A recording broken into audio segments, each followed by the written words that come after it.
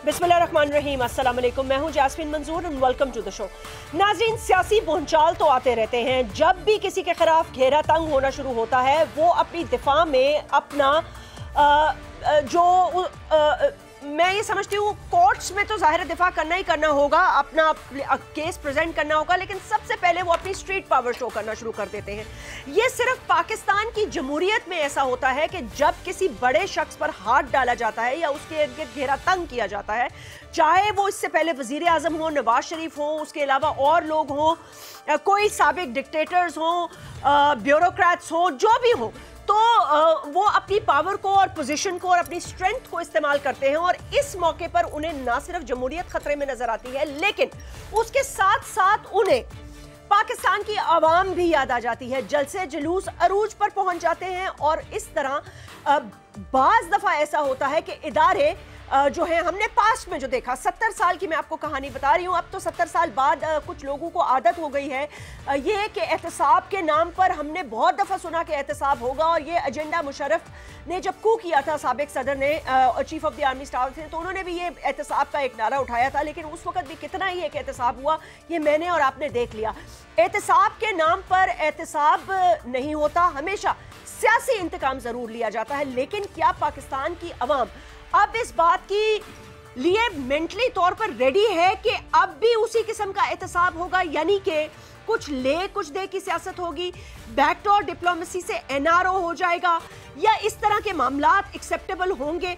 पाकिस्तान की अवाम जो है वो तो अब जाहिर सी बात है उनके मसाइल और हैं और संजीदा हैं, लेकिन पाकिस्तान के अपने सबसे संजीदा और संगीन मसला बुनियादी तौर पर करप्शन का वो कीड़ा है जिसने दीमक की तरह इस मुल्क को चाट लिया है। कर्जों का अंबार है, पाकिस्तान के अंदर डेवलपमेंट ना होने के हद तक है, और उसके साथ साथ वो पैसा जो हम पर, अवाम पर लगना चाहिए था, वो कहीं सऊदी अरेबिया से चलकर बड़े बड़े महलों में, दुबई में, लंदन में और बाहर के बैरूनी ममालिक में बैंकों में पड़ा हुआ है। और लोग जो हैं उसके ऊपर, मैं नाम किसी का नहीं लेती, लेकिन बहरहाल शाहाना शान जिंदगी गुजार रहे हैं। किस किस्म का एनआरओ हो सकता है, किस किस्म की लेन देन हो सकती है? पाकिस्तान में एहतसाब के अब दो ही तरीके रह गए हैं, उन पर आज बात करेंगे। और एक डिफरेंट किस्म की मैं चाहती हूँ थोड़ी जरा गुफ्तगू हो, आउट ऑफ द बॉक्स कोई सोल्यूशन सोचा जाए, क्योंकि ये लंबे लंबे केस, ये लंबी लंबी अदालतें, क्या इससे ये पैसा रिकवर हो पाएगा या नहीं हो पाएगा? क्योंकि जिनको आप पकड़ रहे हैं उनका सारा मालो दौलत तो बाहर है, उनका तो यहाँ से कुछ लेना देना ही नहीं, माँ सिवाय अवाम को बेवकूफ बनाने के। तो फोकस इस पे रहेगा कि इनके साथ किस किस्म का एहतसाब का तरीका इख्तियार किया जाए, जमहूरी तरीका, या वो तरीका जो सऊदी अरेबिया ने किया, या वो तरीका जो मलेशिया ने किया, या वो तरीका जो बरतानिया ने किया। बात करते हैं तीन एनालिस्ट के साथ राइट आफ्टर दिस ब्रेक।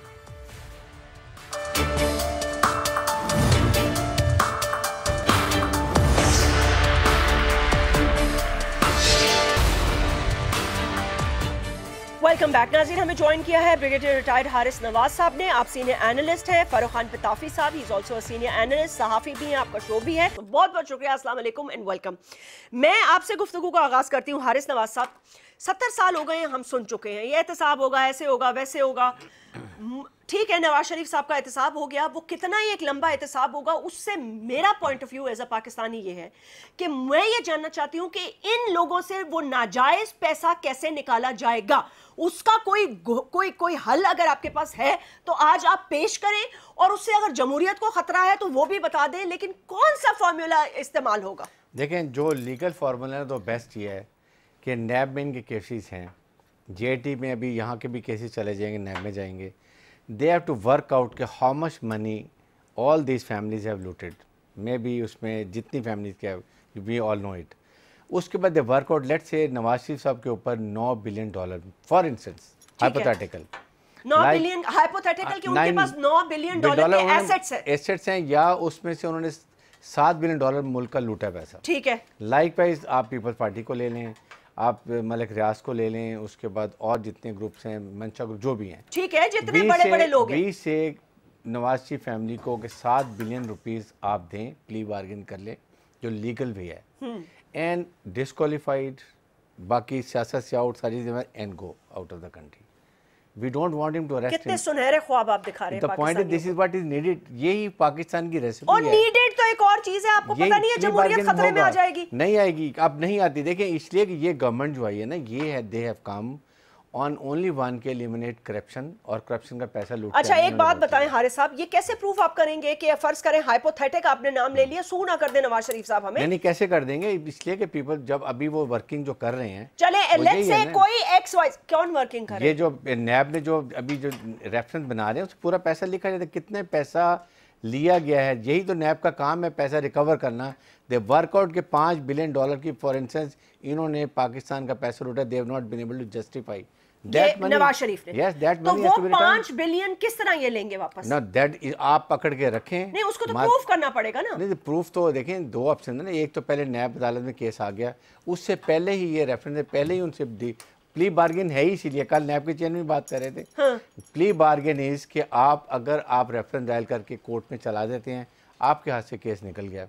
सो बेहतर है जो 90 दिन रखते हैं उसी में इनको पुश करके, उसी में उनको बताया जाए कि ये आपके पास पूरा पैसा बंद है, ये पैसा हमें चाहिए, उसमें इतनी सख्ती करेंगे पैसा निकालें, उसके बाद कहेंगे नाउ प्ली बार्गेन हो गए, you are out of the country and they will not, कभी खुद भी नहीं आएंगे। वैसे भी जब उनको आपने पैसा ले लिया, डिस्क्वालीफाई कर लिया, पॉलिटिक्स से आउट हो गए, सो दे आर वैसे इनको जेलों में डालने का क्या फायदा है? पाकिस्तान की आवाम को क्या मिल रहा है? वी मस्ट नो कि पाकिस्तान में कोई फायदा नहीं जेल में। फारूक ये बिल्कुल ठीक कह रहे हैं, बिल्कुल ठीक कह रहे हैं। मैं इसलिए out of the box discussion कर रही हूं क्योंकि देखिए हमें वो बात करनी चाहिए जो लोगों के घरों में हो रही है, जो लोगों के दिलों में है, जो ड्राइंग रूम टॉक बनी हुई है, जो शादियों की फ्यूनरल की टॉक बनी हुई है।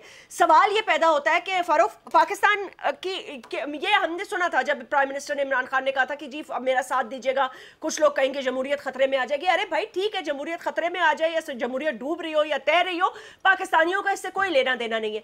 हम ये पूछना चाहते हैं कि ये जितने बड़े बड़े, याद है आपको एक जमाने में वो 72 मछलियों की लिस्ट जो बनी थी, पता नहीं कौन से जमाने में, कि उनको पकड़ना है और ऐसे करना है और ऐसे करना है, और उसमें अल्ताफ हुसैन और कंपनी और पता नहीं कितने कितने लोगों, याद है ना आपको वो केस, वो फारिग हो गया। मैं ये पूछना चाहती हूँ इनसे पैसा क्यों नहीं ले लेते और इनको जाने दो, इनको जेलों में डाल के क्या करना है आपने? बहुत बहुत शुक्रिया जस्मीन, जो आपने बात की ना, एक तो जमहूरियत के खतरे में होने की जो बात है वो बहुत इंपॉर्टेंट है, क्योंकि पिछले 10 साल में कान पक गए ये बात सुन सुन के, और जिस तरह की जमहूरियत को डिफेंड करना पड़ा है मेरे जैसे लोगों को, सिर्फ इसलिए कि मुल्क के अंदर जमहूरियत है और उसको जो है आपने कायम रखना है, उसकी वजह से मैं तो आपसे कहता हूं कि इससे तो डिक्टेटरशिप बहुत बेहतर होगी। मौजूदा हुकूमत जो भी परफॉर्म कर रही है अभी अभी आई है, लेकिन अगर आप पिछले 10 सालों का कंपैरिजन करें और परवेज मुशर्रफ साहब के 4-5 साल का भी मुकाबला कर लें, तो यू विल सी कि परवेज मुशर्रफ साहब के जमाने में परफॉर्मेंस बहुत बेहतर थी। अब मुझे नहीं पता what does it tell you about the quality of democracy in the country at this moment. आपका जो सवाल है, मैं समझता हूं कि आप थोड़ा सा आपने स्टार्ट में इंडिकेशन भी किया कि सऊदी अरब जो है वो उसने किस तरह से पैसे निकाले, एक होटल में बंद कर दिया, पैसे निकाले और फिर छोड़ और दिया। किसी ने कुछ कहा, हमारे यहाँ अमेरिका ने कुछ नहीं कहा, यूएई ने कुछ नहीं कहा, बल्कि उसके बाद ट्रम्प साहब चले गए, उनसे और उनकी दोस्ती हो गई, किसी ने कुछ। देखिए करप्शन पाकिस्तान का हमारा अपना पर्सनल मामला है, कोई और मुल्क इसमें कैसे मदाखलत कर सकता है? किंग सलमान को जो अच्छा लगा उसने किया, मुल्क में पैसे ले आया ना, वापस ले आया वो। सही है, नहीं बिल्कुल सही है, लेकिन मामला ये है कि सऊदी अरब के पास जितना तेल है, जितना उसके पास क्लाउड है, हमारे पास नहीं है, तो फिर इंटरनेशनली और फिर आपके साथ एक बहुत बड़ा दुश्मन बैठा है इंडिया, तो वो हर चीज को आपको नेगेटिव पोर्ट्रे करने के लिए इस्तेमाल करता है। तो इसलिए थोड़े से क्रिएटिव सॉल्यूशंस की बात होती है, लेकिन यू आर एब्सोल्युटली राइट। अपने बचपन से हम करप्शन की बातें सुनते आ रहे हैं और कानून ऐसा बना हुआ है कि करप्शन का केस खुलता है। मियां नवाज शरीफ के बारे में हमने बार बार सुना था कि ये तो ओपन एंड शट केस है, उसमें भी 2.5 साल लग गए। जरदारी साहब जो है वो 7 साल जेल में रहते हैं और उसके बाद उनकी बेसिक इंडाइटमेंट नहीं हो पाती। तो कानून को बेहतर करना भी बहुत जरूरी है इस वक्त। अगर आप कानून को तब्दील नहीं करेंगे, अगर आप इतना ज्यादा स्ट्रॉन्ग कानून नहीं लाएंगे जिसमें इन्वेस्टिगेशन, जिसके अंदर प्रोसीजर, ये बड़े लंबे काम है फरूख, ये बड़े तो लंबे काम है और इसमें आपको 2/3 मेजॉरिटी चाहिए। आपका क्या ख्याल है, ये जो इस वक्त असेंबली में लोग बैठे हुए हैं वो ये कानून बनाएंगे? अपने गले में खुद से कोई रस्सी का फांसी का फंदा डालते? ऑप्शन है ना। हाँ, ऑर्डिनेंस का ऑप्शन है, फिर ठीक है। चीख पुकार होती है, ऑर्डिनेंस के ऑप्शन है। हाँ है, निकालना चाहिए वजीर आजम को ऑर्डिनेंस। आप बना लीजिए, आप कानून को बेहतर कर लीजिए, उसके बाद एक्सपर्टाइज कर लीजिए। जरा जफर इलाही साहब, मुझे ये लगता है कि अभी जो जरदारी साहब का केस है वो जितना लंबा चलने वाला है, जितना ज्यादा वो एग्रेसिव हो गए हैं, तो उसके बाद आपके मुल्क में हालात बेहतर नहीं होंगे जब तक आप इन तमाम लोगों को अकाउंटेबल नहीं करेंगे और आप उनसे बाजियाब नहीं कराएंगे दौलत। ये बड़ा अच्छा होता है कि पहले चोरी कर लो और फिर चोरी करने के बाद एग्रेसिव हो जाओ। ये बड़ा अच्छा तरीका है वैसे, यानी कि अब डाका डालो कहीं भी। मैं किसी स्पेसिफिक पर्सन की बात नहीं कर रही, इस मुल्क की मैं बात कर रही हूँ कि जो जितना बड़ा चोर होता है वो उतनी बड़ी धाड़ लगाता है। ये जो इन्होंने ऑर्डिनेंस की बात की है, इस पर नहीं, डेफिनेटली प्रेसिडेंट ऑर्डिनेंस इसीलिए होता है जब आपको असेंबली मेजॉरिटी नहीं है तो 6 महीने के लिए आप ऑर्डिनेंस भी इशू कर सकते हैं। सेकंड है, देखें, प्ली बारगेन एक आपके बहुत बड़ा लिवरेज है आपके पास, और वो यही है कि आप 90 दिन उनको रखते हैं ना, दैट इज़ द टाइम आप इस तरीके से उनको इन्वेस्टिगेशन करें और स्कंजा करें कि वो आपको तैयार हो जाएं कि जी हमें खुदा कैसे, जैसे डॉक्टर आसिम को किया था। डॉक्टर यही दिस इज व्हाट इज कि आप स्ट्रॉन्ग सब झूठ है। नहीं, अभी देखें, ये गवर्नमेंट की इस वक्त एडवांटेज है कि government, judiciary, NAB and Pakistan की अवाम, they're on one page. Even I would say even the फौज भी, दे एवरीबडी वांट इस वक्त जो एक एहतसाब का अमल चला है इसको सही तरीके से चलाएं। इसका फ़ायदा ये, आप पुट प्रेशर डालेंगे, जितना पैसा है उतना you are more weak to sustain that pressure. आप सब देंगे, इनके बच्चे भी आएंगे, नहीं आएंगे तो कहीं पैसा चाहिए, ये आपके पास लायबिलिटी है, प्लीज़ पे and get out from the Pakistan. यही एक आंसर है पाकिस्तान के पास। सेकेंड ऑफ कोर्स इज़ कि आप आएँ और वो किंग सलमान वाला फिर तरीका लेकर आएँ। वो यहाँ पर जब तक डेमोक्रेसी है वो यहाँ नहीं चल सकेगा। सबके इंटरेस्ट आपस में है, कॉमन इंटरेस्ट है। प्रॉब्लम ये हो जाती है, इसलिए इस वक्त सबसे कॉमन इंटरेस्ट क्या है? लूटने का इंटरेस्ट। लूटने का पहले तो होता था ना कि एक पार्टी आती दूसरे को सपोर्ट करती थी। अब दोनों एक गवर्नमेंट आई है जो करप्ट नहीं है, एटलीस्ट वो लीडर करप्ट नहीं है, इसलिए दोनों को प्रॉब्लम्स हो रही हैं। आंसर यही है इस वक्त कि नैब के चेयरमैन जो है वो 90 दिन रखें, उसमें सारी देखिए सर, सिंपल सी बात ये है कि पाकिस्तान की आवाम जो है ना वो ये नहीं समझती। वो ये कहती है कि जी मैं तो साइकिल चोरी में पकड़ा जाता हूँ, या मैंने क्रेडिट कार्ड में 5,000 रुपए नहीं दिए तो मुझे तो चित्रौल करके अंदर डाल देते हैं और सालों साल मैं रगड़ा जाता हूँ। मुझे ये समझ में नहीं आता ये हम ये मुजरिमों को, मुलजिमों को, मतलब है इनको बड़ी बड़ी शाहाना गाड़ियों में आप एहतसाब अदालतों में पेश करके क्या मौक़िफ़ देना चाहते हैं पाकिस्तान की आवाम का बाहर? ये चीज इसके लिए इम्पोर्टेंट यही है ना कि आप सुप्रीम कोर्ट के, आपके जो सुप्रीम कोर्ट है आपके, सर सुप्रीम कोर्ट कितना करे? देखें, they have to be on one page. ये मिल के कानून बनाएं और कानून लाए ऑर्डिनेंस के जरिए, और एक ही तरीका है कि ये आपके लिए इतने दिन है। There are so many ways to get money. जब आप खाने को नहीं देते हैं और प्रॉब्लम्स होती हैं, दे और विल कम टू टर्म, ताकि ह्यूमन राइट्स वाले आ जाए। को don't bother but human rights. Human rights को कश्मीर में नहीं नजर आता, किधर जाते हैं कश्मीर ह्यूमन राइट्स वाले? और तो दुनिया में पाकिस्तान दहशतगर्द को फांसी देते हैं, ह्यूमन राइट आ जाता है। बांग्लादेश में 90 साल के जब इस्लामी के लोगों को करते हैं, वहाँ ह्यूमन राइट्स नहीं आता। ये तो उनके अपने इंटरेस्ट हैं।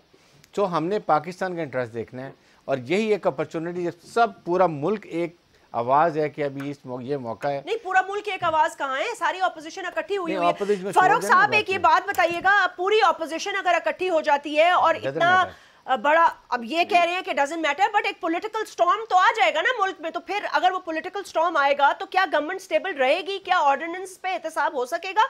या ये रोजाना टेलीविजन टॉक शोज के ऊपर सिर्फ एक दूसरे को बातें सुनाने से काम चलेगा?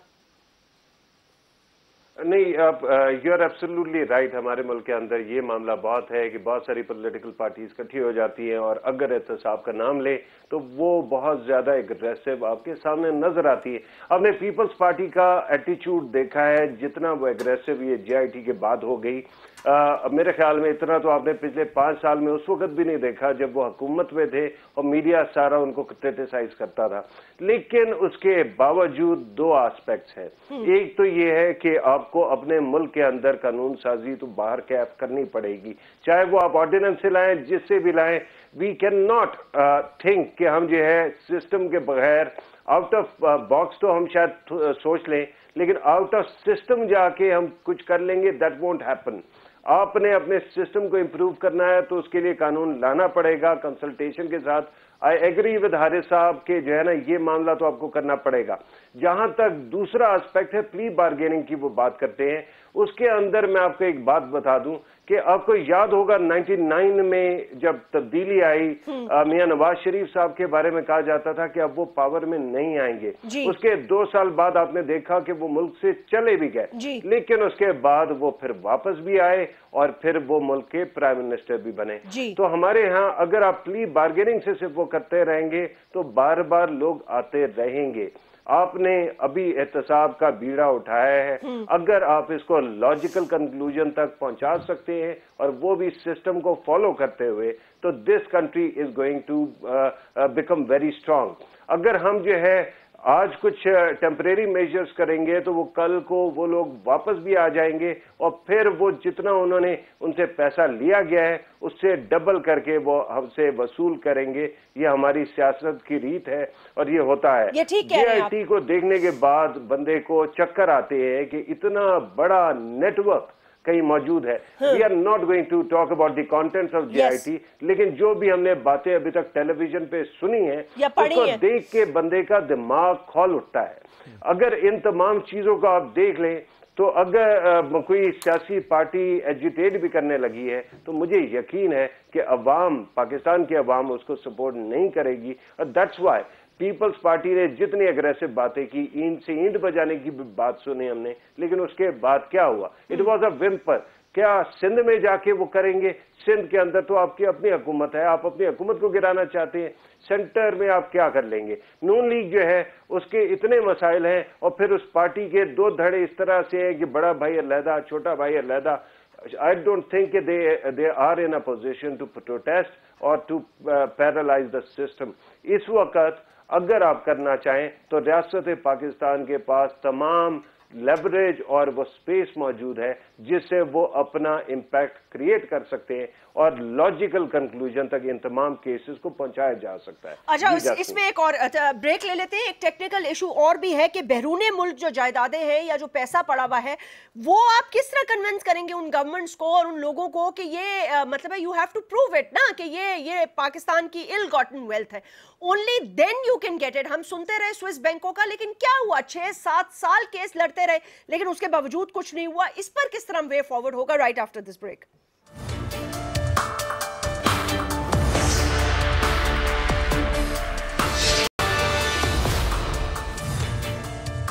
Welcome back.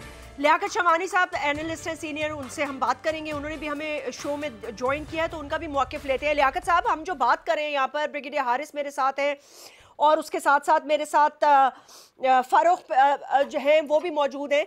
हम डिस्कशन ये कर रहे थे कि out of the box solution ये होनी चाहिए कोई कि आपने जो पैसा रिकवर करना है वो क्या तरीकेकार होगा। भाई अगर बड़े बड़े लोग, बड़ी बड़ी करप्शनों में जो लोग मुलव्विस हैं, अगर वो उनके सियासी ढाल बने भी हुए हैं और या उन्होंने सियासी ढाल ली हुई भी है, तो उनकी जो बैरूने मुल्क जायदादें, फॉर एग्जाम्पल जैसे अभी हारिस साहब कह रहे थे, अगर फॉर एग्जाम्पल 9 बिलियन या 5 बिलियन नवाज शरीफ नहीं प्रूव कर सके कि उन्होंने ये कहां से बनाए, मामा चाचा दादा की कहानी चलती रही, उनको जेल हो गई, तो भाई वो पैसा, उससे फायदा क्या है मुल्क का? पैसा कैसे आएगा? जी, ये तो सबसे अहम सवाल यही है और आवाम भी इस बात में ज्यादा दिलचस्पी रखती है कि जो लूटी हुई दौलत है वो वापस आएगी कैसी। आपको याद होगा कि वुकला मूवमेंट के दौरान लॉ और कॉन्स्टिट्यूशन जैसे एक खुश सब्जेक्ट को भी आवाम ने इस तमाम कैंपेन में इतना तो समझ लिया था कि कॉन्स्टिट्यूशन के जो मेन आर्टिकल्स है वो आम तौरों पे डिस्कस होते थे। इसी तरह ये एंटी करप्शन ड्राइव में अब इतना आवाम मईशत समझ चुके हैं कि अगर जो पैसे लुटे हुए हैं अगर वो वापस नहीं आते, भले उन लोगों को फांसियों पे भी चढ़ा दें, मुमकिन है कि आवाम के दिल में टंट पड़ जाए, लेकिन जब तक पैसे नहीं आते तो वो जो मकसद है वो पूरा नहीं होता तो आवाम इससे मुतमईन नहीं होंगे। बिल्कुल ठीक है। अब ये है कि इसके लिए विल और दिल चाहिए। ये विल और दिल नाइजीरिया जैसे मुल्क ने जब दिखाया तो $794 मिलियन स्विट्जरलैंड, यूके और अमेरिका से उन्होंने रिट्रीव किए अपने। 2010 में स्विट्जरलैंड में एक एक्ट पास हुआ, restitution of illicit assets act. इससे मदद लेते हुए नाइजीरिया ने $794 मिलियन और फिलीपींस ने $1 बिलियन और इसी तरह लैटिन अमेरिकन कुछ कंट्रीज ने वो भी अपने पैसे रिट्रीव किए। अब ये होता है इंटरनेशनल जो ममालिक है, जाहिर है कि वो जो लूटी हुई दौलत यहाँ से जो ब्लैक मनी वहां पर जाती है, अक्सर ममालिक की जो मईशत है वो चलती ही इसी पैसे पे है। और कोई भी सिविलाइज्ड मुल्क ये कभी भी नहीं चाहता, वो भले कितना ही सिविलाइज्ड क्यों ना हो, लेकिन जब पैसे उनके मुल्क में चले जाते हैं किसी इलिसिट मीन से भी, तब भी वो नहीं चाहेंगे कि उनका वो जो पैसा है वापस उसको मुल्क को चला जाए, उनकी मईशत को नुकसान हो। तो फिर इसमें ये होता है कि दोनों ममालिक जिसको ये पैसे चाहिए, जिसकी लूटी हुई दौलत है, वो दीगर मुल्क के साथ एक्स्ट्राडिशन ट्रीटी में चली जाती है। नहीं, लेकिन ये जिस तरह नाइजीरिया ने एक सेकंड लियाकत साहब, नाइजीरिया अगर इस लॉ का फायदा उठा सकता है रेस्टिट्यूशन का, तो पाकिस्तान क्यों नहीं उठा सकता भाई? देखिए मैडम, मैंने अर्ज किया ना कि विल और दिल चाहिए। अगर तो गवर्नमेंट ने जो जिस स्लोगन की बुनियाद पे आए हैं, देखिए इमरान, ये जो एंटी करप्शन ड्राइव है, ये एहतिसाब का जो नारा है, इसी बुनियाद पे इमरान खान साहब ने वोट लिए थे और यही नारा जो है ये इमरान खान का सियासी शहरग है। अगर इमरान खान एहतिसाब के मौके से थोड़ा भी पीछे हट गए तो उनकी सियासी मौत वाकई हो जाएगी। इमरान खान साहब भी इस बात को समझते हैं और हालात भी इस तरह के हैं, जो मुल्क की मईशत है वो बिल्कुल कमजोर पड़ गई है। हम कशकोल उठाए ममालिक में तो फिर रहे हैं, लेकिन जो अपना दौलत है अगर उसको हासिल करने के लिए प्रॉपर विल चाहिए। मैं कहता हूँ सिर्फ विल और दिल चाहिए और कुछ नहीं चाहिए। इमरान खान की विल भी है और दिल भी है, तो अब और क्या करें? जब गवर्नमेंट का विल और दिल भी है, नैब का विल और दिल भी है, सुप्रीम कोर्ट की विल और दिल भी है, तो अब और किसका विल और दिल चाहिए? नहीं, विल और दिल को प्रॉपर जो है चैनलाइज करना पड़ेगा ना। अब स्विट्जरलैंड के साथ कितनी संजीदगी से इमरान खान साहब जो है वो बातचीत करना चाह रहे हैं। उनके टीम के कौन कौन से लोग जो है ना इस मामले में संजीदा हैं। आज भी जो है ये जो 309 अरब रुपए का जो एक कॉन्ट्रैक्ट दिया गया है ये जो रज़ाक दाऊद साहब को, तो इस तरह के लोग नहीं, आज उनको कहाँ दिया? आज कहाँ दिया? नहीं सर, ये तो उनको अभी तो नहीं मिला। मिल गया नहीं, अभी कहाँ मिला है? डेस्कॉन को मिल गया, मिला है, लेकिन डेस्कॉन को ने प्लेज अभी नहीं किया, इस गवर्नमेंट में नहीं किया। No, I do agree. मैं सिर्फ ये कहना चाह रहा हूँ कि पिछले हुकूमत में भले इनको दिया होगा, लेकिन अगर इस तरह के लोग मौजूद हैं कि जिनका मईशत में तजर्बा भी है, लेकिन मुमकिन है कि इनके जो मुफादात है इस तरह के तसादुम होते हो, शायद इस तरह के लोग इसमें रुकावट हो। तो इमरान खान साहब जो है वो लोग जिनका कोई इस तरह बड़ा बिजनेस नहीं है, उसकी टीम में मिडिल क्लास लोगों की कोई कमी नहीं है, उन पे मुश्तमिल एक टीम बनाएं और उन्हें भिजवाएं। और खुद भी इमरान खान साहब, मैं हर रोज ये सुनती हूँ कि एक सेकंड लियाकत साहब को लिखें, मैं अच्छा रुक जाएं, मैं हर रोज मैं ये खबर सुनती हूँ कि आज एक नई टास्क फोर्स बन गई, आज एक नई टास्क फोर्स। देखिए हारिस साहब, अब बात ये है कि इस हुकूमत को आए हुए भी अल्हम्दुलिल्लाह 5 महीने अब होने वाले हैं, ठीक है। अब लोग ये चाहते हैं कि आपने जितने गोला बारी करनी थी बरसाने थे, आपने जितना बोलना था, आपने जितना सुनाना था, आपने जो ब्रेन वॉश करना था वो आपने कर दिया। धरने में भी किया, ऑपोजिशन में भी किया, जलसे में भी किया, इलेक्शन से पहले भी किया। अब वक्त आ गया है डिलीवर करने का, ठीक है। अब 5 महीने बहुत होते हैं, ठीक है, आपने टास्क फोर्सेस बना दी। मैं ये नहीं कहती कि ओवरनाइट आप पैसा ले आएंगे या वो ले आएंगे, लेकिन आप बातें और सलवातें सुनाने के बजाय दूसरों को आप वाजे तौर पर कुछ कारकर्दगी या डायरेक्शन दे, सिम्त दे कि अगले 3 महीने में ये स्टेप होगा, 6 में ये होगा, और लोगों के नाम रिलीज करें ना, बताएं कि किस किस ने कितनी करप्शन की है। देखें बेसिकली जैस्मिन बात यह है कि government has to make strategy. 5 prong strategy चाहिए आपको। एक, आपके मुल्क में $20 बिलियन की करप्शन 1 साल की, उसके लिए आपको एक अलग स्ट्रेटजी चाहिए। जो आपका स्विस बैंक में ऐसे बैंकों में पैसा है उसके लिए आपने अलग टीम बनानी है।